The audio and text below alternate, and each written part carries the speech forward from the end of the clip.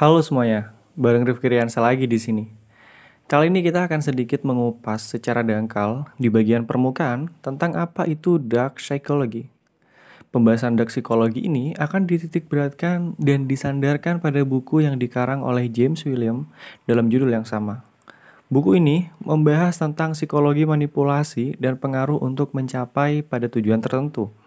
Tapi sebelum lebih jauh membahas tentang dark psychology ini, tentu kita perlu seragamkan terlebih dahulu apa yang dimaksud dengan psikologi.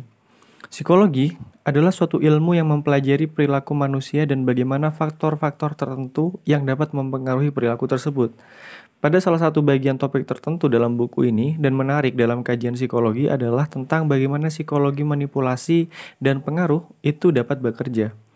Pada buku ini, James membeberkan secara eksplisit dan memberikan wawasan mengenai teknik-teknik yang dapat dipakai untuk mempengaruhi orang lain.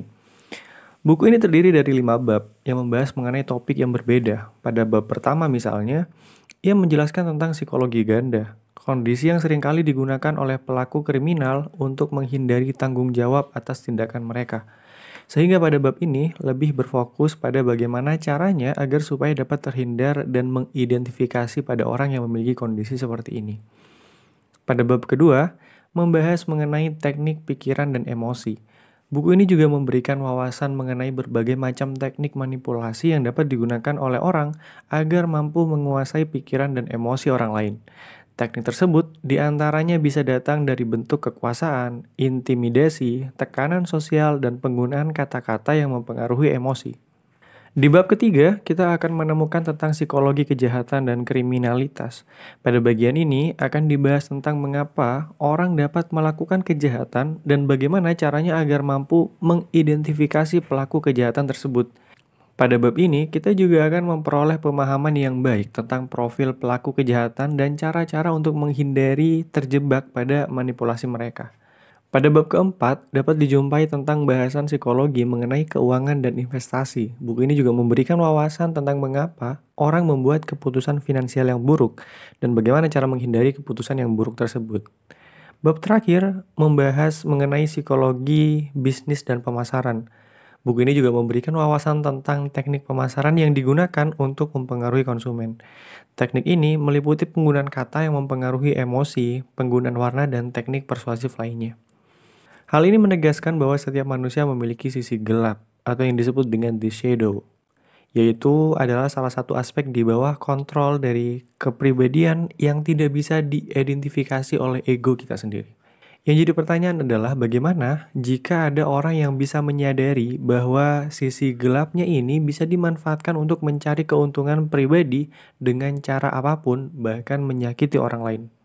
Nah, inilah yang kemudian ingin digali dalam dark psychology ini, yaitu sebuah kajian tentang perilaku manusia yang berusaha mengupas tentang fenomena individu dalam penggunaan taktik, motivasi, dan manipulasi demi mendapatkan apa yang dia inginkan. Tentu, hal ini juga menegaskan bahwa psikologi juga mempelajari tentang manipulasi. Bagaimana cara kerjanya?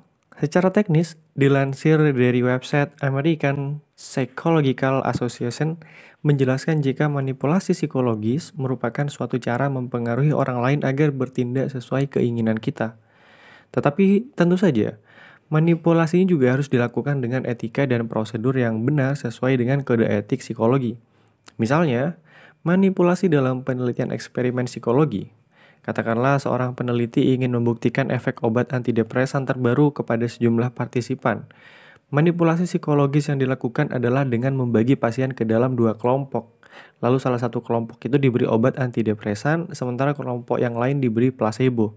Nah, beda lagi dengan manipulasi psikologis yang negatif. Bahasa kerennya, kita lebih mengenalnya sebagai gaslighting, emotional blackmail, peer pressure, atau guilt trip. Manipulasi psikologis seperti itu bisa menyebabkan korban menjadi stres, tidak memiliki kontrol terhadap tindakannya, terus-menerus merasa bersalah, tidak percaya diri, hingga depresi. Yang terparah belakangan ini, apabila di era digital, bentuk-bentuk manipulasi psikologis yang negatif semakin meluas dan beragam bentuknya, tidak jarang kita dapat menemukan praktik-praktik manipulasi psikologis yang terselubung melalui teks, gambar, video, maupun perkataan secara langsung. Era digital merupakan era serba mudah dan serba cepat, sehingga informasi bisa bertukar dengan cepat pula di sekitar kita. Dalam kasus ini, akan semakin mudah bagi orang-orang untuk mendapatkan informasi yang salah pula, yang akan mengarah pada digital crime. Terakhir, buku Dark Psychology oleh James William ini membahas tentang topik yang kontroversial dan menantang. Namun buku ini memberikan pemahaman yang lebih baik tentang psikologi manipulasi dan pengaruh, serta bagaimana cara untuk menghindarinya. Penting untuk diingat bahwa buku ini tidak digunakan sebagai panduan untuk melakukan tindakan-tindakan yang tidak etis. Sebaliknya, buku ini ditulis untuk membantu pembaca mengidentifikasi dan menghindari manipulasi dari orang lain. Itu tadi sedikit penjelasan mengenai Dark Psychology dan buku Dark Psychology oleh James William. Mudah-mudahan bermanfaat. Terima kasih karena sudah menonton sampai akhir dan sampai jumpa.